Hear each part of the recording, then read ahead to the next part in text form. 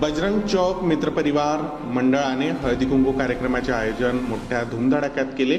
या कार्यक्रमात महिलांनी एकत्र येऊन आनंदोत्सव साजरा केला।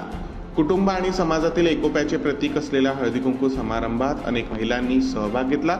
ऋषिकांत पराते आणि जयश्री पराते यांच्या मार्गदर्शनाखाली हा कार्यक्रम आयोजित करण्यात आला।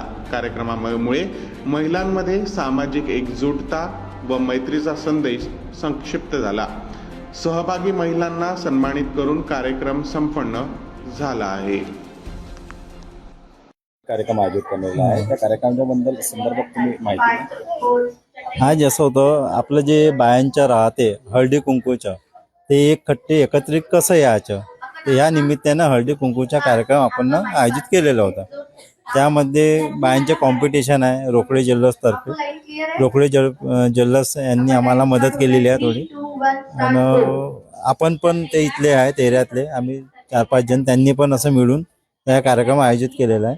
त्यामध्ये मी ऋषिकांत शंकरराव पराते न माझी वाईफ जयश्री ऋषिकांत पराते, मी दोघं मिळून हा कार्यक्रमाचा नियोजन केलेलं आहे। किती महिला या कार्यक्रमात सहभागी आहेत? ह्या कार्यक्रमात आता 100च्या वर महिला आहेत, अजून येतात राहणार आहे असा।